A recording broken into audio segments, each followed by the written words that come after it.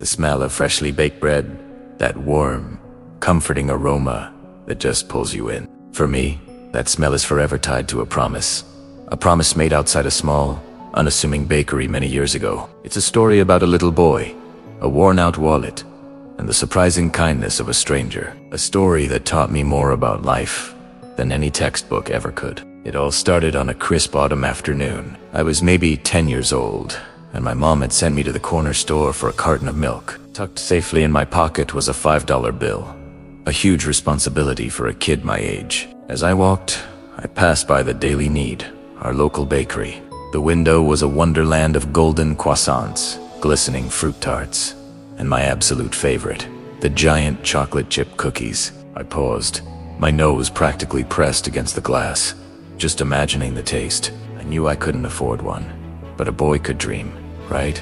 On my way back from the store, milk in hand, I saw him, an elderly man, sitting on the bench just outside the bakery.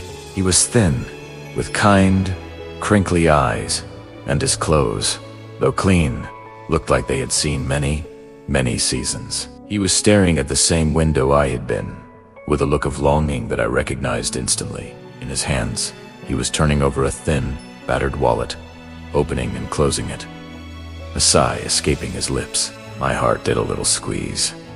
I knew that feeling, the feeling of wanting something just out of reach. I clutched my change from the milk purchase, a few coins jangling in my pocket. It wasn't much.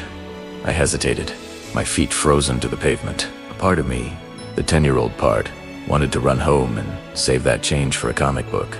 But another part, a part I didn't know I had, kept looking at the man and his empty wallet. I thought about the warm cookie, the melted chocolate chips.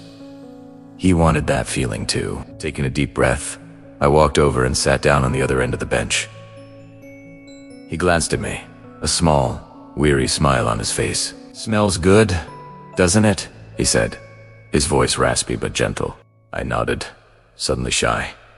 "The best," I managed to whisper. We sat in silence for a moment, two strangers united by the heavenly scent of baking. Then, I did something that surprised even myself. I reached into my pocket, pulled out all my change, and held it out to him. "Here," I said. "It's not much, but maybe it's enough for a cookie." He looked at my small, outstretched hand, and then at my face. His eyes welled up, and for a second, I was scared I had done something wrong, that I had offended him. But then he broke into the most wonderful, genuine smile I had ever seen. "Oh, son," he said, his voice thick with emotion. "You have no idea." He didn't take the money. Instead, he reached out and gently closed my hand over the coins. "You keep that," he said. "Your kindness is more than enough." He then looked me straight in the eye and made a promise. "I'll tell you what," he said. "One day, I'm going to be in a position to buy every single thing in that bakery. And when that day comes, I'm going to find you.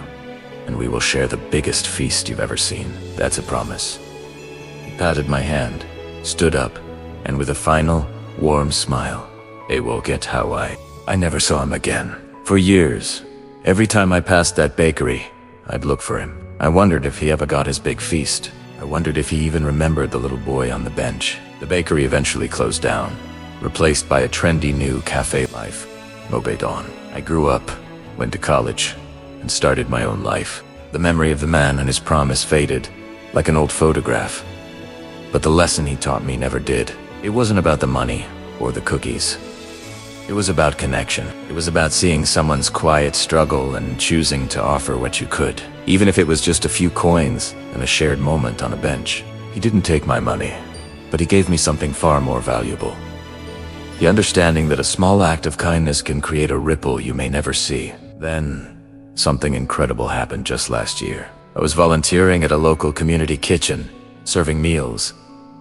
An elderly man came through the line. He moved slowly, but there was a familiar twinkle in his eye. He looked at me, and a flicker of recognition crossed his face. "I know you," he said, his voice the same gentle rasp I remembered. My heart stopped. It was him.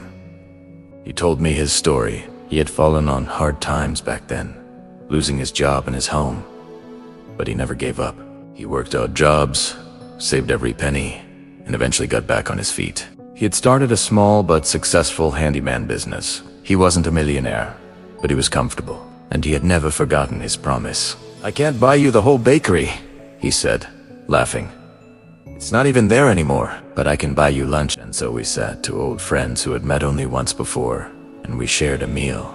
He told me that my small act of kindness that day had given him hope when he was at his lowest. It reminded him that there was still good in the world, that he wasn't invisible. It was the fuel that kept him going.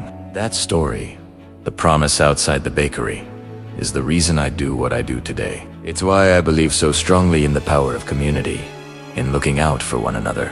You never know what battles the person next to you is fighting. You never know how your small gesture, your kind word, your handful of change might just be the thing that changes their life. It's not about grand gestures. It's about seeing the humanity in each other and choosing to connect. The greatest feasts are not of food, but of kindness, shared between two hearts.